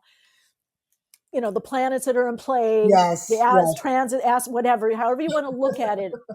It is about this, like, kind of, and I feel like in a way it's like, let's get real and what is it really, manifesting all the time. So how do you manifest what you want? It's not about manifesting, but to me, when you start looking at it that way, it actually, things lighten up. We realize how much power, true power and control we actually have in our life or in our circumstances, whatever they are, I mean, when I was in India, I met some very, very fine street people that were living quite abundantly. That was their path. But boy, did they have all the, for that circumstance, they had all the trinkets. They got, the best food sitting there, the tourists to give them this and that. They were living there, in their circumstances. Their soul chose that. Yeah. Kind of life, that experience on this earth plane. So I definitely think that it's possible within our soul, blueprint or matrix design to have a very abundant, life enhancing life. I think it's absolutely possible to create that, to manifest that. But like you said earlier, you have to kind of, I'm really going to look at that too. That why did I go? I'm still stuck on that. That is really in a good, in a funny life chuckle way. I don't think anybody's ever really said that quite the way that you said it. Like, I think a lot of people, why am I so easily swayed by these soundbite or this news, or why am I so easily, triggered? Right. That's another thing. Years ago, I had somebody on my YouTube channel and they were always singing my praises. And then one day I talked about something, I think it was narcissist, relationships. And as a therapist, I'm like, I didn't go into great depth, but I just did a little bit. Oh, I can't believe you didn't put a trigger warning. I'm so triggered. Oh my God. And I'm like, what? You even said the word. You said the word narcissist. And I said, use your tools. Here's a link to Projection Percent 5-step emotion clearing process on my website. I said, I am not going to label my videos. Maybe that I won't be cool, but I'm not going to put trigger warnings on there. I go, you're responsible for your triggers. You're positive or negative. But boy, it was like 2 paragraphs of reading me the riot act of, that I didn't put the trigger warning. And then I saw it on all these videos, trigger warning, or the beginning of this is a trigger warning. Oh my God. That's the problem. This is the problem. Yes. Handle your business. Yes. That's it. Every time I am triggered and I use my tools, I feel so empowered. It's like you automatically become less triggered. It's the true who gives a AF. People are always posting that, but they really do, because those are the same people that want you to, if you let them know before you say anything, before you accidentally say the wrong thing, they want you to warn. I'm like, oh, is this going to be a problem? Me saying this, but handle your stuff. And it actually, I don't know how you feel about this, but sometimes for me, when I'm like wrong or misguided, or I'm healing something, or I get and I'm using my tool, it feels good. It's like, oh yeah. Right? Is that weird? I talk, seriously, no joke, in the 3rd book, I talk about all of this. Like, it becomes fun, because Yes, fun. you start to see, go, oh, that's still there. Oh, I always joke, Yeah. both my mother and father have passed, but I always joke that my father and I, we were estranged for a whole bunch of years, and he came for forgiveness and I forgave him once. My mother took 50 times, right? And it's just, it's really, it told me every time I forgave my mother, and then even after she died and something showed up and I was like, my mother, I'm like, oh, it's still there. It's still there. So everything is just showing us what's still there for us. So back to the news. If you're watching the news and you're freaking out, can I tell you a story? Yeah, please. So last night I watched, and normally I don't watch this stuff, but I'm so taken with what's going on in the world because I can watch it without becoming a trigger, Yeah, you can watch it and Oh my God, with my popcorn and my tinfoil hat, it's the best. And I was What- watching, Trump speak to Congress, and my husband was getting all about it because this one's acting this way and this one's acting this way. And he's like, should we shut it off? I'm like, this is fascinating. He's like, it's going to be long. I'm like, I don't care. I was so into the behavior and who clapped and who stood up and who walked out and who held up a sign. And I was so taken with the whole thing. No emotional response because it was really the study of human behavior. So today I see something, I post something on Facebook, and I see some woman that I know. She's actually a teacher in Canada, and she reposts somebody else responding to taking DEI out in schools and inclusion, all that. And I'm not going to offer my opinion. I think it's a waste of breath, but she was like freaking out. And then this chick from Canada that I knew was freaking out. And I almost commented, and I was like, why? Nobody cares. They just want to be mad. Nobody cares. And strangely enough, the woman that I knew in Canada, she messages me, and she was all feathers ruffled about, could this possibly be true? Blah, and really freaking out. And immediately it told me where she was, because the information that we're receiving in all of it, everything around us is information. It's all consistent. It's how we receive it is really telling. Trump did his thing. And if 50 of us are in a room and 50 of us have different opinions, and it doesn't change, he's the constant. So I sent her an audio message, basically just telling her my perspective on it all. And my perspective was, it was very balanced. It was very like seeing the big picture, talking about the pendulum when you swing from, like whatever, all my blah, blah, blah, right? And she's like, oh, wow, that really makes sense. But she was so quick to be triggered by it. It's just crazy. Yeah, I've been having some of these one-on-one conversations, and even with people that I never thought, because they're pretty high consciousness and awareness, that would be saying certain things that I could tell exactly were a soundbite because I've heard them before, or a talking point. Same. Right? Yep. But yet when we talk, and one friend said, oh my God, Michele, you've really researched this. And I said, yeah. It was kind of why people voted the way they did. And this friend of mine was like, well, people weren't ready for a Black woman. No, that's not it. And I go, really? Why do you think that? Well, and I said, no, why? And I kept pushing, and finally they said, well, I don't know. I thought this, and I heard that, and I said, no. I go, there's a lot of research on the polling. I go, and I heard it. I saw the people in the Midwest, why they voted. I saw the farmers talking about why they voted. And nothing was about Black, and nothing was about a woman. It was about money.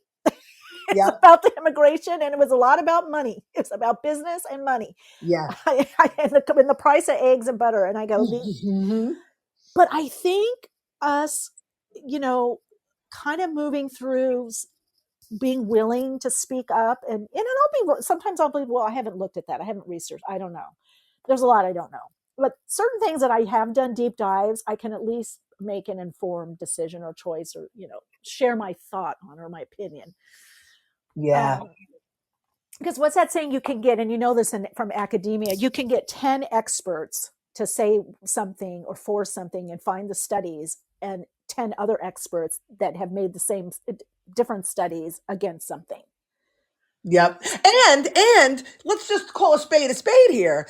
They're lying to us. That's the other thing. Yes, that's true, Dana. That's a very good little point. Yes, exactly. Yeah, they're lying lying to us. So you have to be able, you in general have to be able to empower yourself in a way and align yourself in a way that you can connect with your own intuition, have clarity, have discernment, make your own decisions, and not be susceptible to what people are telling you because they're lying. Yeah. That's so true. Yes. I get excited too. I get fired up too. I know, but I love that fire. Yeah, because we need to, and the thing is how people have to learn. You have to have the tools to do the healing. I know Angie in the chat was talking about people working with the nervous system. Yes, it is some of that, but it is old fashioned. Why are you doing this? Why are you drawn to, is this person swaying you? You know, you can do all the breath work or somatic psychology, but it really does have to get to the cognitive of, oh, why am I doing this? And I need to change that behavior or way of thinking.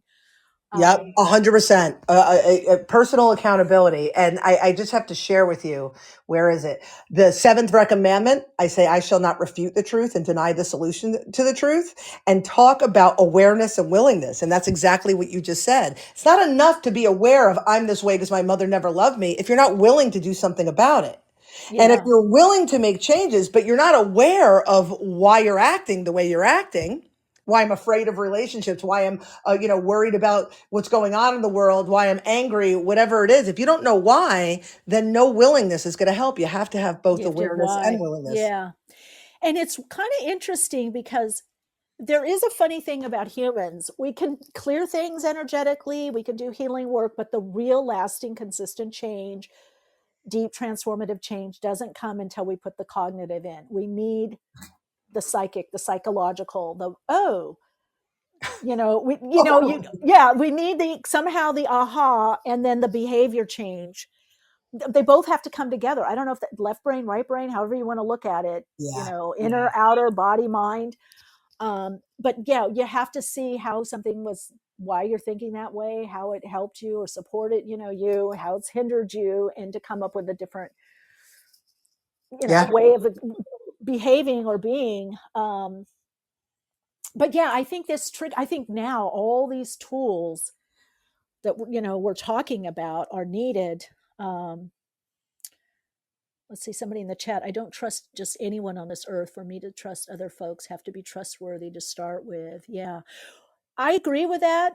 And also, Dana, get your take on this. The thing is, though, people can unfortunately be misguided because of their wounding. I've sometimes seen people, right, that are some are ill-informed, ill-intentioned, but some they've hit their blind spot, and then later they're, oh my God, because of their fear. That's why I think you have to handle the fear. It's not that we're not going to have fear, but people have to stop being reactionary by fear and controlled. 1,000%. When you become aware of why you are so susceptible to fear-inducing things. So when you become aware of where am I fearful, how am I insecure, where am I unstable, all of those things, then you understand you're the creator of your reality. Then you become empowered and worthy. Then you're able to love without condition and expectation. Then you are able to be authentic because you're connected to your heart space and you have personal integrity because your words match your deeds. Then you are able to have discernment and clarity and see the big picture. So by handling your fear and all of those other aspects of yourself that build on that, then you can trust yourself. So you can discern who's lying and who's not. Like, I don't care that they're lying to me because I trust that I know that they're lying to me. So that's how you trust. You trust yourself by handling your fear. Yeah.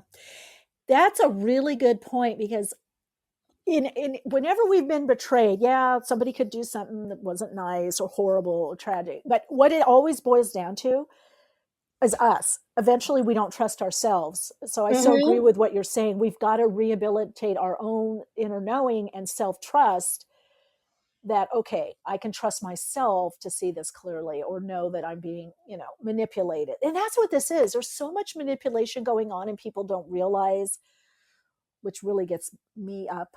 My fire up when people are being manipulated and you can see it and they don't realize that, or maybe they do, I don't know, but it seems like they don't realize they're being manipulated or used for a purpose. That's another one. Yeah. They're insecurity or what they feel is a insecurity or foible or a handicap somehow, a less than, but it's the less than button. They get used, they get given some little shekels, some little coins, and then they don't realize they're being used kind of as a prop. Yeah. Yep. And this has been their pattern their whole life. Any pattern of victimization or we'll just stick with victimization. If you follow it, I have a friend and I joked with her, she was talking about her ex-husband and he was this and that and the other. And I was like, and she's like, and that's why I am the way I am, like why she sees the world. And I'm like, oh no, your ex-husband didn't create your belief systems. Your belief systems created your ex-husband. You never would have aligned with that guy if you came into the relationship worthy, feeling like your needs mattered, didn't align with victimhood. So you have to trace it back to the root. And when you trace back your beliefs and patterns to the root of them, realize that many of them are irrational and they're disserving, and you restructure them. That's how you change things. Absolutely. And the payoff, you got to look at what was I getting? Even this person was this or that. You kind of go in with it thinking you're going to get something. Then in those situations, you usually don't get what you thought or as much. Yeah. Totally. You're like, okay, I'm going to scam the system here. And then it ends up biting you, It's like, oh yeah. Yeah, I thought I was going to get this or that. Oh my God. Now, Dana, where can people find you and what do you have going on? Oh my goodness. Thanks for asking. Yeah. So as you know, because I brought it up a few times, I'm super excited to have this third book of the trilogy. Wait, the third one is it available now? No, we're releasing it next week. Like I said, we did the final proof. The final proof. So the 15th of March. So everybody, stop what you're doing and write it down right now. Yeah. March 15th. It's called "You've Cracked the Code. The Woo Is You." Woo.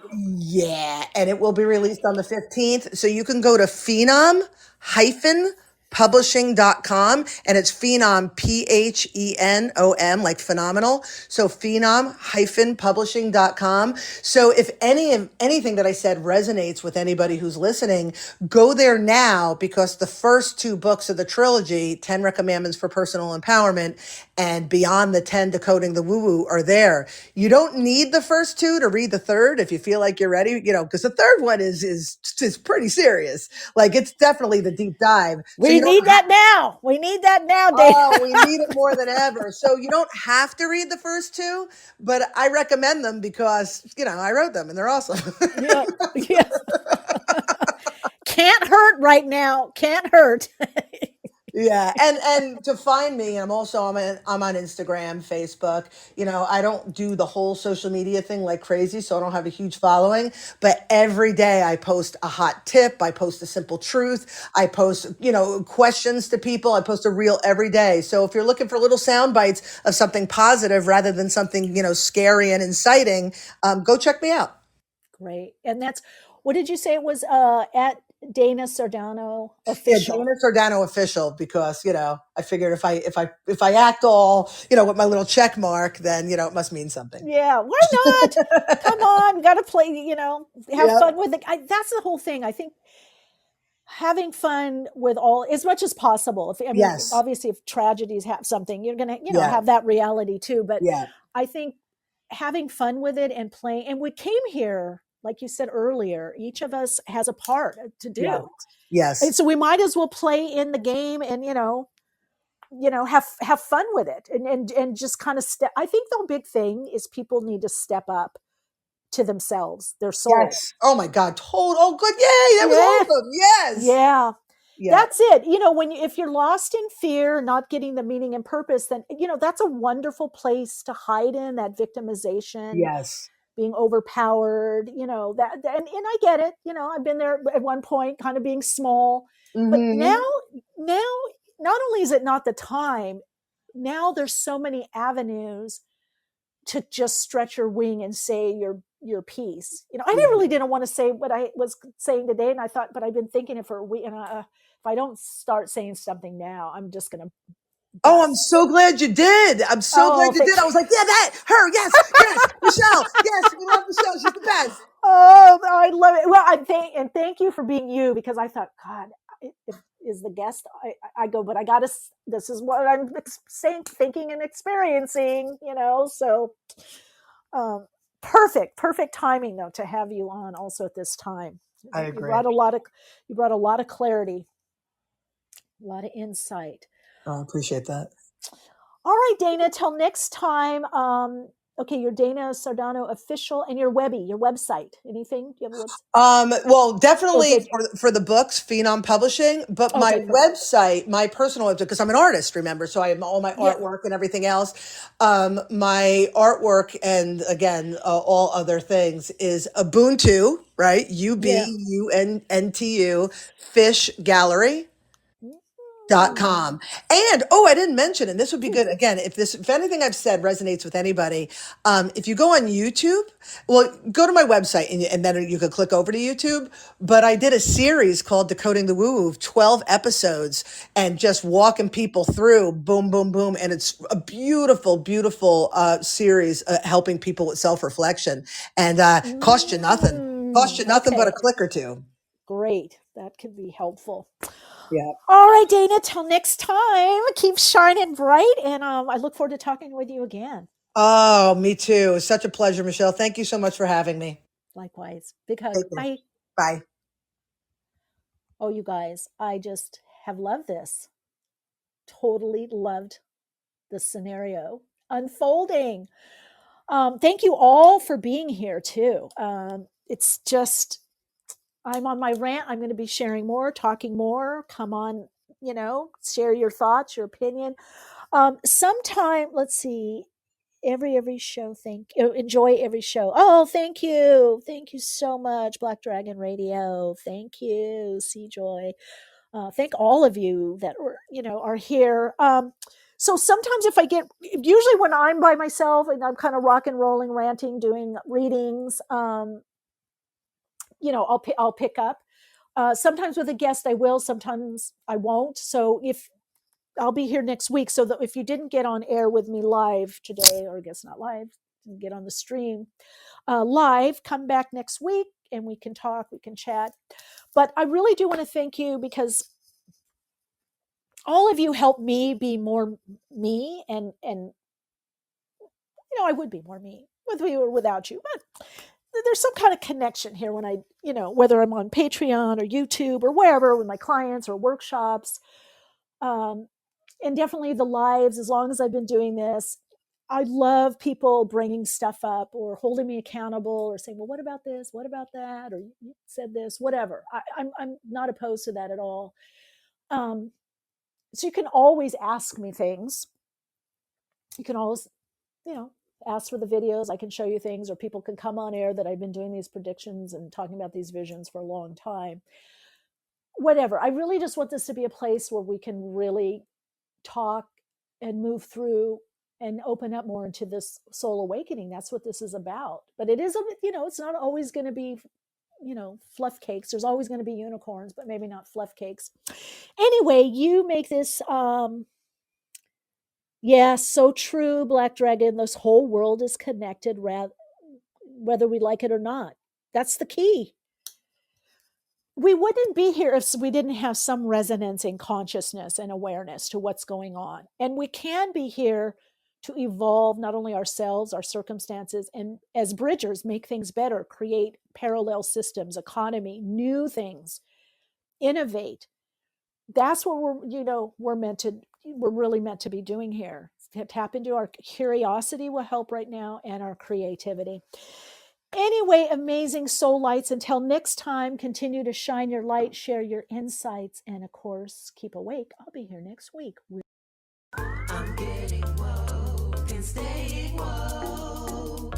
Awakenings broadcasts every Wednesday, 12 p.m. Pacific Time. Archive shows available on iTunes. For continued awakened conversations and insights, join the Awakenings group on Facebook. And check out Michele's blog at soulplayground.com. And keep awake.